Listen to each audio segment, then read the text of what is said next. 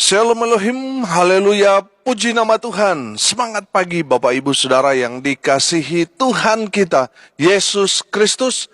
Jumpa lagi bersama saya Pendeta Samuel Mawuntu dalam Renungan Pagi ke 1582 hari. Renungan pagi ini mengudara, puji Tuhan. Bapak Ibu Saudara yang dikasihi Tuhan, sebelum kita mengawali segala aktivitas kita di pagi hari ini, marilah kita mengawalinya bersama Tuhan dengan mendengarkan firman Tuhan. Sebelum kita membaca, mendengarkan, dan merenungkan firman Tuhan hari ini, mari kita minta pimpinan Roh Kudus. Kita berdoa. Bapa di surga, berbicaralah kepada kami semua.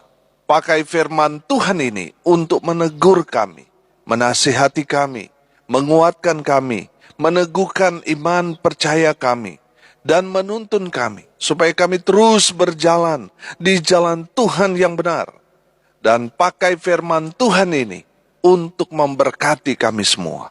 Di dalam nama Tuhan Yesus yang adalah firman Allah yang hidup, kami berdoa. Amin. Haleluya.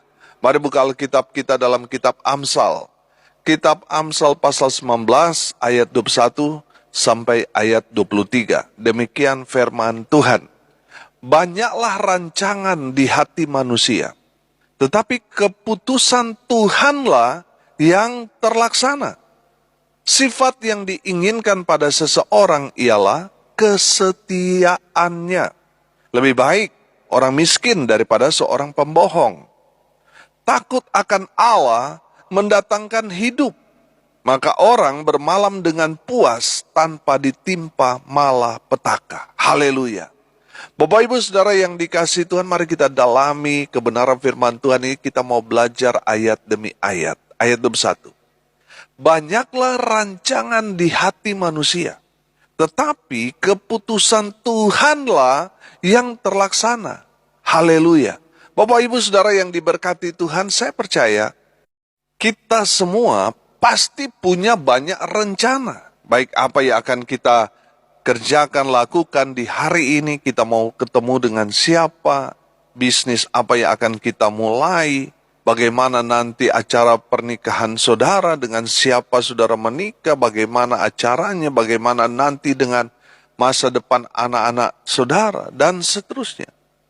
Kita manusia punya banyak rencana dalam kehidupan kita. Saudara yang dikasihi Tuhan, kita boleh punya banyak rencana, tetapi rencana Tuhanlah yang terlaksana, yang akan terjadi. Amin.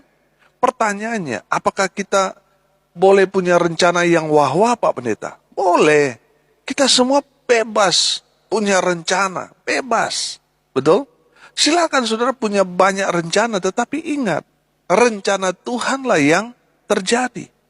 Bisa saja semua yang kita rancangkan gagal total. Kenapa? Karena keputusannya ada di tangan Tuhan. Amin. Haleluya. Pertanyaannya sekarang, bagaimana caranya supaya apa yang kita rencanakan terjadi? Amsal 16 ayat 3. Serahkanlah perbuatanmu kepada Tuhan, maka terlaksanalah segala rencanamu. Sekali lagi, Amsal 16 ayat 3. Serahkanlah perbuatanmu kepada Tuhan, maka terlaksanalah segala rencanamu. Amin. Haleluya. Bapak Ibu Saudara yang dikasihi Tuhan, apa yang menjadi rencana saudara sekarang maupun untuk masa depan? Saudara, kalau saudara mau itu semua terjadi, serahkan itu. Semua rencanamu kepada Tuhan. Pegang janji Tuhan, maka terlaksanalah segala rencanamu. Di saat saudara menyerahkan kepada Tuhan, Tuhan yang bekerja. Amin. Bagi Tuhan tidak ada yang mustahil. Haleluya. Sehingga apa yang kita rencanakan, Tuhan bekerja sehingga semuanya terjadi. Nah, kalau kita punya angan-angan besar, mimpi besar, terus kita sendiri yang bekerja untuk mewujudkannya tanpa campur tangan Tuhan, saya percaya pasti gagal. Karena manusia terbatas, kekuatannya terbatas. Saudara, di saat kita menyerahkan semuanya kepada Tuhan, Tuhan yang bekerja. Amin. Tuhan bekerja untuk mewujudkan apa yang kita rencanakan. Karena apa? Kita mengandalkan Tuhan. Makanya kita serahkan semua rencana kita kepada Tuhan, dan Tuhan bekerja dengan luar biasa mewujudkan apa yang kita rencanakan. Haleluya. Saudara, arti kata serahkanlah berarti memberi. Berikanlah kepada Tuhan apa yang menjadi rencanamu. Melalui apa? Doa, saudara. Kalau saudara punya rencana, berdoa. Karena doa itu salah satu cara kita menyerahkan semua pergumulan kita kepada Tuhan. Haleluya. Kata serahkanlah atau berikanlah, bukankah itu sama artinya dengan kasih? Kasih itu kan artinya memberi. Dengar baik. Saudara mau rencana saudara semuanya terjadi, terlaksana? Kasihilah Tuhan alam. Dengan apa? Dengan segenap hatimu, dengan segenap jiwamu, dan dengan segenap akal budimu. Amin. Saya percaya ketika kita mengasihi Tuhan, apa yang kita rencanakan, Tuhan akan bekerja mewujudkan apa yang saudara dan saya rencanakan. Kalau kita mengasihi Tuhan, maka semuanya akan terjadi sesuai, bahkan melebihi dari apa yang kita pikirkan, rencanakan. Amin. Haleluya. Saudara yang dikasihi Tuhan, kasihlah Tuhan alam. Kalau Tuhan dikasihi oleh umat kesayangannya, yaitu saudara dan saya, apa yang saudara minta, pasti Tuhan berikan. Haleluya. Jangan ada yang punya rencana seperti ini. Saya punya rencana, Pak Pendeta. Saya mau kawin lagi, Pak Pendeta. Saya mau cerai, saya mau nikah sama perempuan idaman saya, Pak Pendeta. Itu Pak Pendeta, rencana saya tahun ini. Doakan ya Pak Pendeta, supaya saya boleh cerai tepat pada waktunya. Supaya apa yang saya rencanakan untuk menikah lagi ini bisa terlaksana. Kalau itu rencana saudara, saya doakan supaya Tuhan menggagalkan semua rencanamu yang jahat itu. Dalam nama Tuhan Yesus, gagal. Saudara, Tuhan mau kita itu punya rencana-rencana indah, bukan rencana jahat seperti tadi. Amin. Tuhan punya rencana indah buat saudara dan saya. Makanya kita juga harus punya rencana yang indah untuk masa depan kita. Jangan punya rencana yang aneh-aneh. Milikilah rencana yang indah di dalam kehidupan saudara dan saya. Karena Tuhan sanggup melakukan segala perkara untuk mengabulkan apa yang saudara dan saya doakan. Bawa di dalam doa. Apa yang menjadi rencana saudara-saudara doakan, bawa kepada Tuhan, maka apa yang saudara rencanakan terlaksana. Haleluya. Pelajaran yang pertama kita belajar dari firman Tuhan ini. Kalau saudara mau rencana saudara terlaksana berhasil, serahkanlah semua rencanamu kepada Tuhan. Berikan semua rencanamu kepada Tuhan. Mengasihi Tuhan. Maka apa yang saudara rencanakan, Tuhan kabulkan. Haleluya. Ayat berikut, ayat 22. Sifat yang diinginkan pada seseorang ialah kesetiaannya. Lebih baik orang miskin daripada seorang pembohong. Haleluya. Ayat ini berbicara tentang karakter yang Tuhan suka dari kita umatnya. Apa itu? Kesetiaan. Amin. Dan karakter yang Tuhan benci dari ayat ini adalah berbohong. Kita akan pelajari dulu karakter yang Tuhan suka, yaitu setia. 1 Samuel 12 ayat 24 berkata begini. Hanya takutlah akan Tuhan dan setialah beribadah kepadanya dengan segenap hatimu. Sebab ketahuilah betapa besarnya hal-hal yang dilakukannya di antara kamu. Haleluya. Ada berapa banyak orang Kristen yang sudah terjun dalam dunia pelayanan, tapi tidak setia. Yang Tuhan mau kita itu setia. Amin. Dulu setia dia baca firman Tuhan, setia berdoa, setia melayani. Tapi di akhir hidupnya kendor dan kehilangan kasih mula-mula. Mulai tidak ada semangat melayani Tuhan. Dengar baik. Tuhan kita Allah yang setia. Tuhan mau saudara dan saya tetap setia kepada Tuhan. Amin. Saya mau tanya kepada saudara. Bagaimana rasanya ketika pasangan saudara tidak lagi setia kepada saudara? Kalau sudah bicara tidak setia, itu berarti ada yang diduakan. Betul kita masih Kristen, masih pelayanan, tapi kita menduakan Tuhan. Kita menomorsatukan pekerjaan kita menomorsatukan karir kita menomorsatukan kekasih hati kita. Itu menyakiti hati Tuhan. Saudara yang dikasihi Tuhan, kalau kita belajar dari kebenaran firman Tuhan, Tuhan itu Allah yang cemburu, tidak mau diduakan, tidak mau dinomorsekiankan, prioritaskan Tuhan. Betul kita perlu duit, perlu uang, betul. Betul kita ingin karir kita naik, tapi jangan pernah menduakan Tuhan. Kenapa? Karena itu menyakiti hati Tuhan. Tadi saya bertanya, bagaimana perasaan saudara ketika pasangan saudara tidak lagi setia kepada saudara? Saya percaya saudara pasti marah, saudara. Pasti kecewa. Saudara pasti sakit hati, dan lain sebagainya. Karena melihat pasangan saudara berubah setia. Terlebih lagi Tuhan.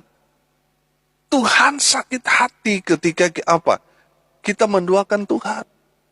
Ketika kita menomorsekiankan Tuhan, itu menyakiti hati Tuhan. Yakobus 1 ayat 8 berkata, sebab orang yang mendua hati tidak akan tenang dalam hidupnya. Amin. Kalau saudara berubah setia, hidupmu tidak akan tenang. Yakobus 4 ayat 8 berkata, mendekatlah kepada Allah dan Ia akan mendekat kepadamu. Tahirkanlah tanganmu, hai kamu orang-orang berdosa, dan sucikanlah hatimu, hai kamu yang mendua hati. Amin. Saudara yang tidak setia, datang kepada Tuhan dan bertobat. 2 Timotius 2 ayat 13 berkata, jika kita tidak setia, Dia tetap setia, karena Dia tidak dapat menyangkal dirinya. Haleluya. Bapak Ibu Saudara yang diberkati Tuhan, yang Tuhan suka, yang Tuhan ingin, yang Tuhan mau, yang Tuhan berkenan dari kita adalah sifat kesetiaan kita. Tetap setia kepada Tuhan dalam segala situasi dan kondisi kita. Tetaplah setia mengikut dan melayani Tuhan sampai akhir hidup kita. Memang berat mengikut Tuhan, banyak tantangan, ada harga yang harus kita bayar di dalam mengikut dan melayani Tuhan, tapi tetaplah setia. Amin. Haleluya. Karakter yang kedua dari ayat ini, kalau tadi setia, yang kedua, yang Tuhan tidak suka. Apa itu?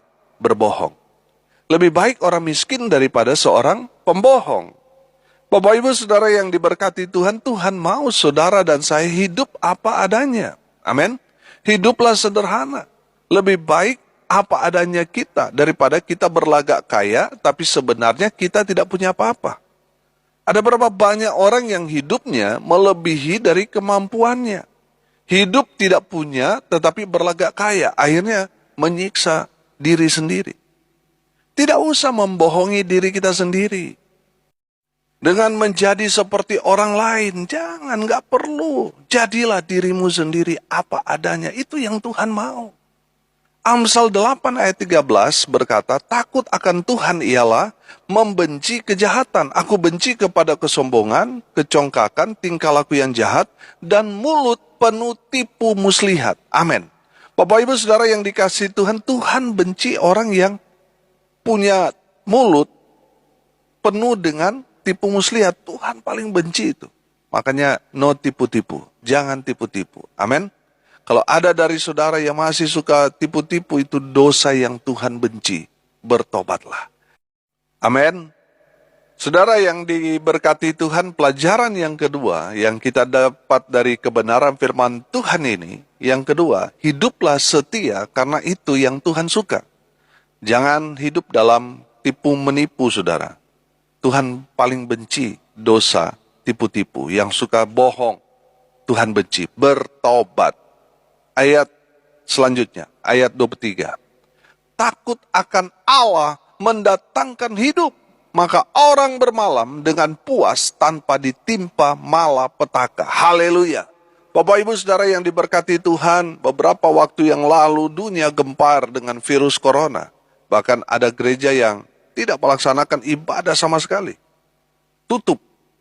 Ibadah semua lewat live.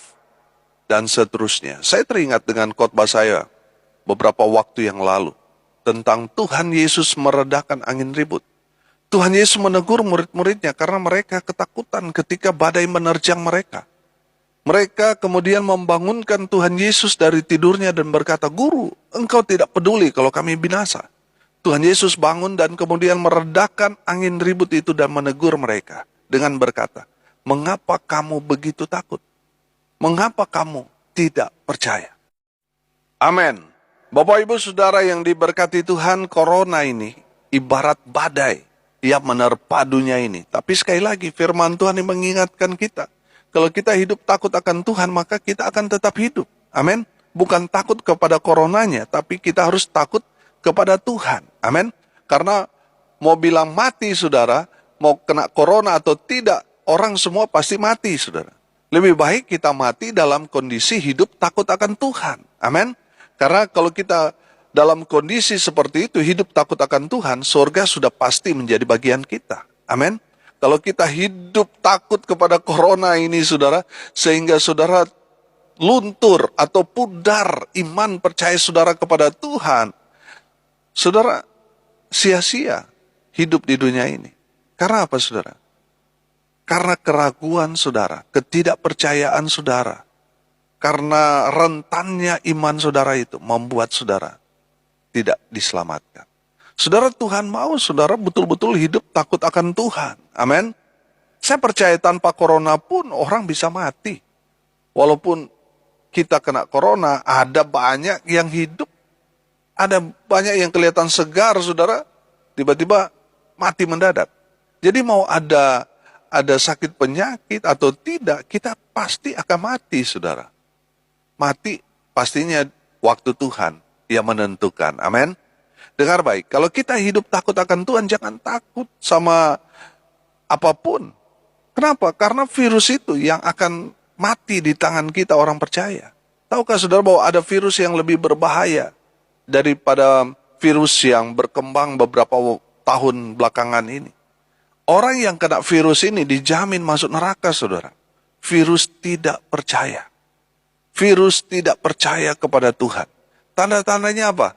Kurang ibadah, kurang waktu dengan Tuhan, kurang baca firman, kurang doa, kurang iman, hidup dalam kekhawatiran, dan lain sebagainya. Nah, ini tanda-tanda orang kena virus yang mematikan, virus tidak percaya. Seharusnya kita harus takut dengan bahaya virus ini. Karena virus ini lebih berbahaya daripada virus sakit penyakit yang ada, yang berkembang belakangan ini. Saudara yang dikasihi Tuhan, kita harus hidup takut akan Tuhan. Karena hidup takut akan Tuhan, ayat firman Tuhan di ayat 23 berkata, mendatangkan hidup. Maka orang bermalam dengan puas tanpa ditimpa malapetaka. Saudara mau hidup jauh dari malapetaka? Hiduplah takut akan Tuhan. Amin. Yang ketiga kita belajar, hiduplah takut akan Tuhan. Maka Tuhan akan menjauhkan kita dari malapetaka, mara bahaya, sakit penyakit yang menular, yang ganas sekalipun Tuhan akan jauhkan itu dari kita. Dari kehidupan orang-orang yang takut akan Tuhan. Mari kita berdoa. Terima kasih Bapa di surga atas kebenaran firman Tuhan yang sudah memberkati kami. Dari firman Tuhan ini kami belajar ya Tuhan. Biarlah setiap apa yang kami rencanakan, kami serahkan semuanya ke dalam tangan Tuhan. Karena kami percaya di saat kami menyerahkan semua rencana-rencana kami kepada Tuhan, Tuhan yang bekerja. Sehingga apa yang kami rencanakan boleh terjadi. Haleluya. Kami belajar dari firman Tuhan ini untuk hidup setia kepada Tuhan. Karena itu yang menyukakan hati Tuhan. Kami belajar dari firman Tuhan ini untuk hidup takut akan Tuhan. Hamba berdoa biarlah semua pendengar menjadi pelaku-pelaku firman. Berkati semua pendengar dimanapun mereka berada. Masa muda mereka diberkati, rumah tangga mereka diberkati, usaha pekerja mereka diberkati, dibuat beruntung dan berhasil di dalam nama Tuhan Yesus Kristus. Mereka yang sakit Tuhan jamah, Tuhan pulihkan, Tuhan sembuhkan oleh bilur-bilur darah Yesus Kristus Tuhan. Mereka yang sakit disembuhkan, mereka yang lemah dikuatkan, mereka yang saat ini sedang berduka cita, Tuhan memberikan penghiburan kekuatan kepada keluarga yang ditinggalkan. Hamba berdoa untuk mereka yang hari ini berulang tahun, Tuhan Yesus memberkati mereka. Di dalam nama Tuhan Yesus, hamba berdoa biarlah berkat Tuhan melawat semua pendengar, dimanapun mereka berada. Semua diberkati. Bapak Ibu Saudara yang dikasihi Tuhan, arahkanlah hatimu dan terimalah berkat dari Tuhan Yesus. Tuhan memberkati engkau dan melindungi engkau. Tuhan menyinari engkau dengan wajah-Nya dan memberi engkau kasih karunia. Tuhan menghadapkan wajah-Nya kepadamu dan memberi engkau damai sejahtera. Di dalam nama Tuhan Yesus, sumber segala berkat. Bapak Ibu Saudara yang percaya, diberkati Tuhan, katakan amin, puji Tuhan.